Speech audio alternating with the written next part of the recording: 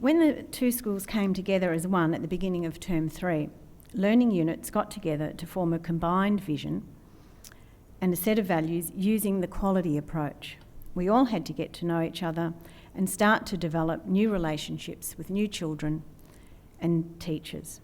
We had to let all students know that expectations for appropriate classroom behaviour are based on the rights of other students to work and to feel safe rather than rules. We launched into a whole school approach using rights and responsibilities. This one.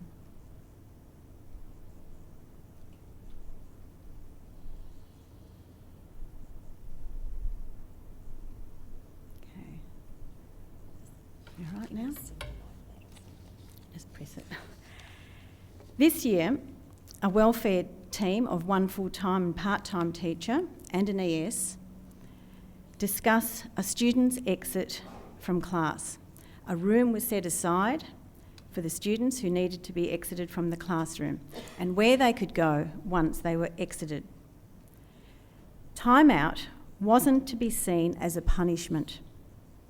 It was to be in a place where a student felt comfortable, their behaviours discussed, and what strategies could be used next time. A re-entry form back to the classroom is given to students. The student welfare team set about making resources for teachers. One of them was the exit form. Yep, again. At the beginning of Term 3, an exit note was given to teachers so that they could give to the students when needed.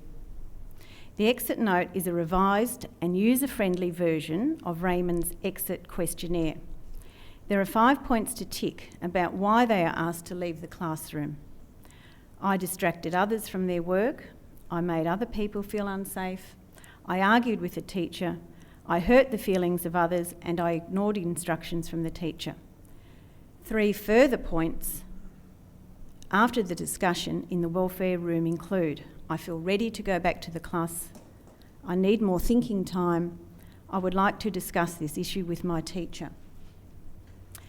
The 4-step process before the exit note is given gives an explanation of the behaviour, a warning,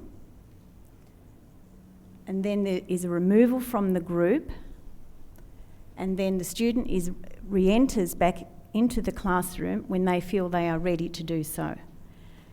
Then, if the behaviour continues, then the exit note is given to that child and they take the note over to the student welfare room. And before they leave, we try and give them one positive piece of feedback, and sometimes it's hard, even if it's thanks for coming to get the note, because at that stage it's very hard to give them a positive piece of feedback. Whilst in the welfare room, the welfare teacher and the student work through and discuss the behaviour that had the student exited from the classroom in the first place. Students read aloud statements. For example, not yet, I choose my own behaviour. I am responsible for how I behave. I am willing to learn better ways to behave when I am feeling angry, upset or disappointed. I chose the wrong behaviour and I know that I must now begin to make choices. After thinking and talking about the student's behaviour with a teacher, a consequence will be an apology and time out in buddy class or another room, time out of the yard, completing work at home, donating time to help others, a note home or a phone call to parents, a meeting with parents, and so on. A re-entry note that states students have discussed their behaviour with the welfare teacher is given out. If they are asked to leave a second time, parents will be contacted immediately. We found that the re-entry and commitment to change forms were necessary, as in the beginning there were a huge number of students being exited, and that there was a perception by some students that if they didn't want to do their work, they could go to the welfare room for a break. So it was important that the students were re-entered back into the classroom after their behaviours were discussed, and that there was a follow-up with the classroom teacher and the student. That's it. Oh. Again? Yep, that's it.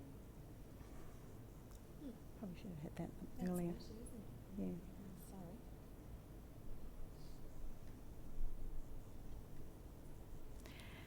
The student welfare team helped make resources for staff. Posters were made for each teacher and introduced each week at assembly, focusing on behaviours. Okay, next one. Booklets using the Raymond Lewis language were given out to teachers.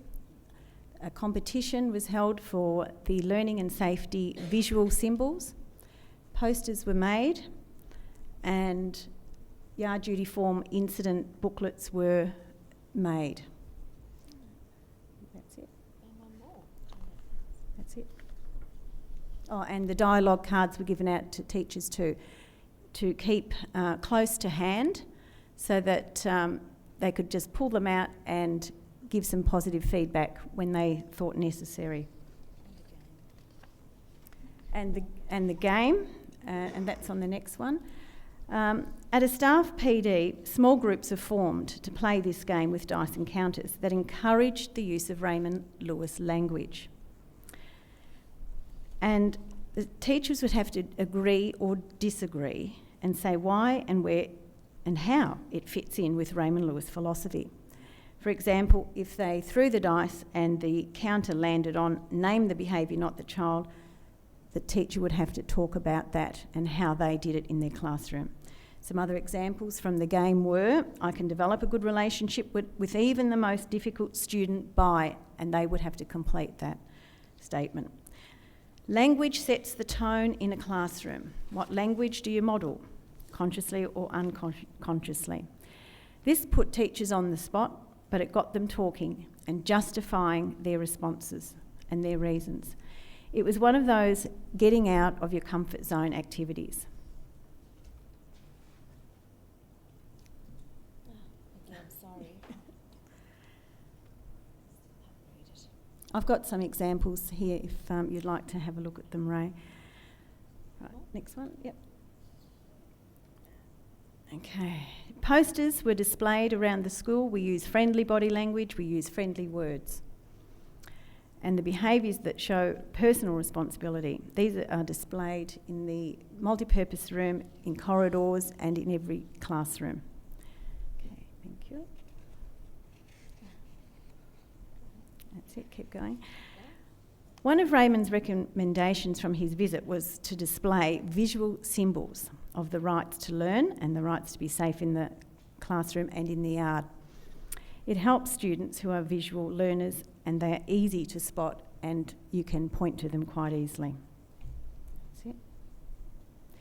There was a competition by students to actually come up with these symbols, and every child participated in this activity. And they're quite bright and student orientated. They understand what they mean.